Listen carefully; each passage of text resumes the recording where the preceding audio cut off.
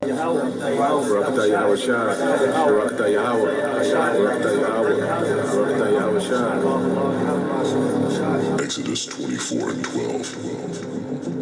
And the Lord said unto Moses, Come up to me into the mount, and be there, and I will give thee tables of stone, and a law, and commandments which I have written, that thou mayest teach them. And Moses rose up, and his minister Joshua. And Moses went up into the mount of God, and he said unto the elders, Tarry ye here for us, until we come again unto you. And behold, Aaron and Hur are with you. If any man have any matters to do, let him come unto them. And Moses went up into the mount, and a cloud covered the mount, and the glory of the Lord abode upon Mount Sinai.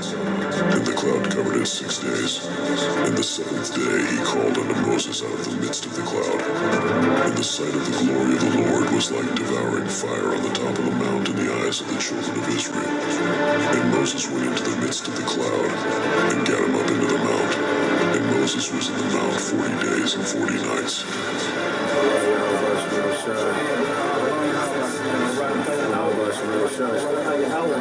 Barakatah YAHAWASHI, Barakatah YAHAWAH, Barakatah YAHAWAH, Barakatah YAHAWASHI.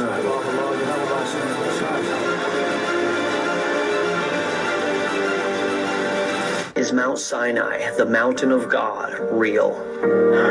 Why hasn't mainstream archaeology taken Mount Sinai seriously? Because for 1,500 years we've been looking at the wrong place. St. Catherine's Monastery, the alleged Mount Sinai site, has no archaeologic evidence to support it. But just 300 kilometers to the east is Jabal el-Lawz, which is potentially the real Mount Sinai. Not only does this mountain appear to have been burned by some kind of heat that melts rocks, it is surrounded by geologic and archaeologic evidence that supports the biblical narrative of the Exodus. Following the path out of Egypt that Moses and the Jewish people could have taken, the Exodus trail begins at the Gulf of Aqaba, where the Israelites were stuck between a rock and a hard place. Technically, rocks and a wet place. On one side, a mountain with the only entry blocked off by the Pharaoh's army, and the other side, the Red Sea. Imaging of the sea floor at the crossing point shows a traversable and gradual decline into the sea. Not a land bridge, but also not a cliff that they couldn't navigate. And in antiquity, this site was known to be the crossing point. The Jewish king Solomon erected markers on both sides of the sea at this crossing point. One of them still exists to this day. After the Red Sea, the Jewish people camped at the Palms of Elam.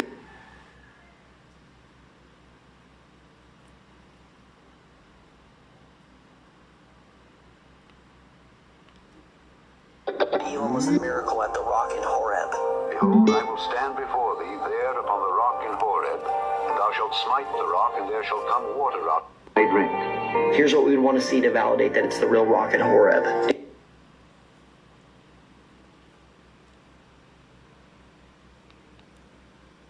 It sits atop a hill and sticks out like a sore thumb. And even though this is a desert climate, there are clear signs of erosion, and it looks like the water source came from the rock.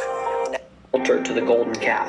Imagine this. They had just seen God split the Red Sea and then split the rock at Horeb. Now they're watching Moses on Mount Sinai that's on fire. And what do they do to celebrate? They build an altar to a golden calf and party. At the base of Mount Sinai is an altar made of rock, and it appears to have been erected as an altar to the golden calf. There's even what appears to be Egyptian hieroglyphics of a calf inscribed on the rocks that make up the altar. And now we get to the actual mountain itself. From the base of the mountain, you can see the charred rock at the peak of the mountain, and upon closer inspection, the rocks appear to be melted. What would cause rocks on the top of a mountain to melt? Is it possible that it was the presence of God that did this to these rocks? Can you imagine? Moses, Moses, put off thy shoes from off thy feet, Barakatah YAHAWASHI, for the place whereon thou standest is holy ground. Barakatah YAHAWASHI.